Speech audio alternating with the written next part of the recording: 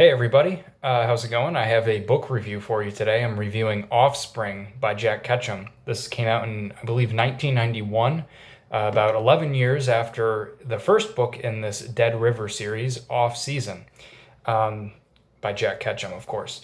And I reviewed that book about a year and a half ago, and I never got around to reading this one. I've always wanted to, and I just kept putting it off, and I finally read it, so I want to review it for you.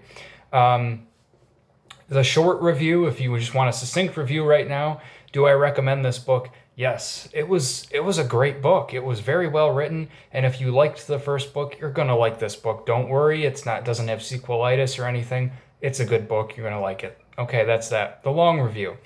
Um, this was surprisingly good, actually, and I don't know why, because Jack Ketchum is such a great author. I've read a number of his books, and they're all just so good. He's just so excellent at writing stories, man. He is great. And I don't know why. I was a little weary that it was, like I said, going to have sequelitis, like it was going to be an unnecessary addition. But it's not, it doesn't. It's great. It really is good, and it stands up. And in some ways, I think it's better than the first book, which that's pretty rare, for a novel or a movie or anything really, for the sequel to be better. But Jack Ketchum is the kind of author who's always had his strong convictions and always kind of stood his ground. So I don't think he's the kind of guy that would write a sequel unless he really wanted to and had something to say. So the plot of this book is almost the same as the first one. You got a group of people who are stuck in a cabin or something overnight in this dead river. I think it's in Maine, in the woods, stuff like that.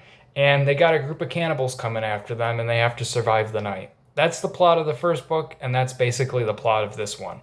It's almost the same plot, basically, the same plot structure. So if you're looking for something wildly, wildly different, I guess you'll be disappointed. But if you liked Off Season and you're like, that was a lot of fun, then okay, here's more fun. Really, I didn't really have a problem with the fact that the plot is basically the same, because it was just more fun, like I said. And there are some things that I think he did a lot better in this book.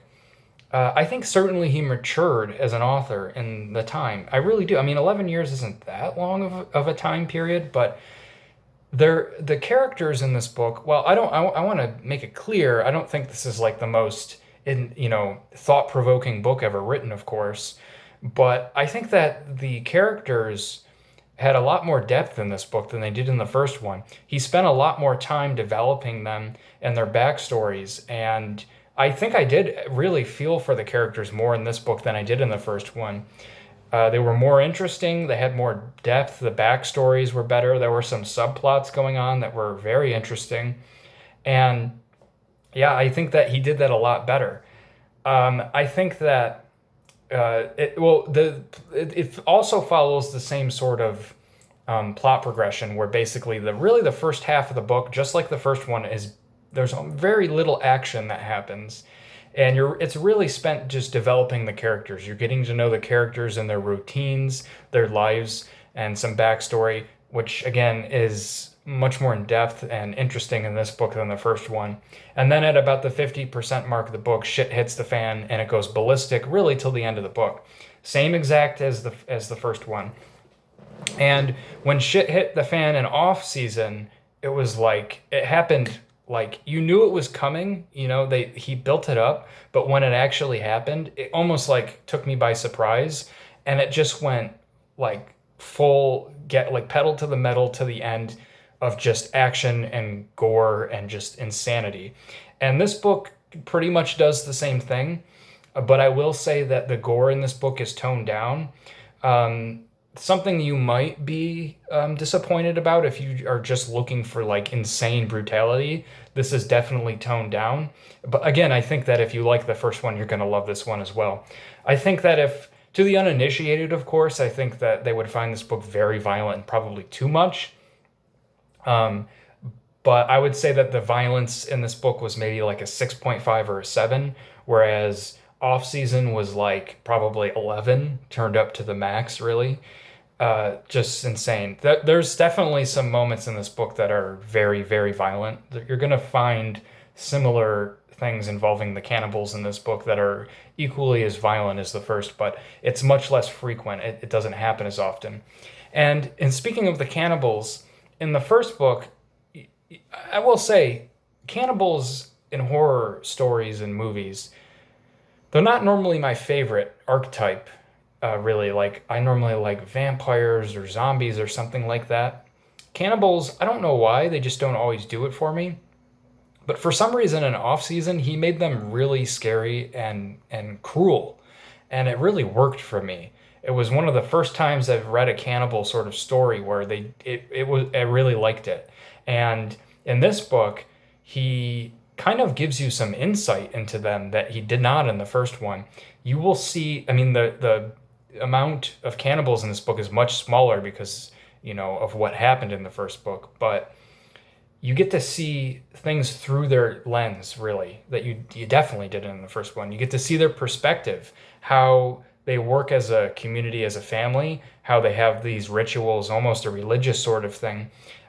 So there are chapters where you see things through their eyes, and it's really interesting. I was a little bit worried at first when I started reading that it would be one of those things where he'd try to make you feel for them, empathize with them.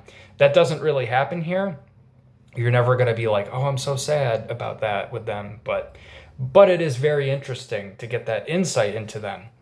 So I think that the added character development and growth and the fact that you got insight into the cannibals really was a lot better than the first book. But I think that I wish it was a little more violent, which is kind of sick of me to say, but I would have preferred a little more violence in this one. I will also say that this book was a little bit slower pace, or not slower pace, sorry. It was a little bit shorter than the first one. Off Season was not a particularly long book. It was only a little over 300 pages, a very quick read. But this one's about 20 to 30 pages shorter, and it did feel like that. I felt like it was a little bit quicker, and I almost wanted a little more. I wish it was a little bit longer. It's not so short that it's going to be done like that, but I did wish it was a little bit longer. I wanted more. It was so good. It was really such a good read. I just wanted more. Sheriff Peters from the first book comes back in this, and you get some added insight into him. He's no longer the sheriff, but they call him back because, of course, he knows how to deal with this sort of thing.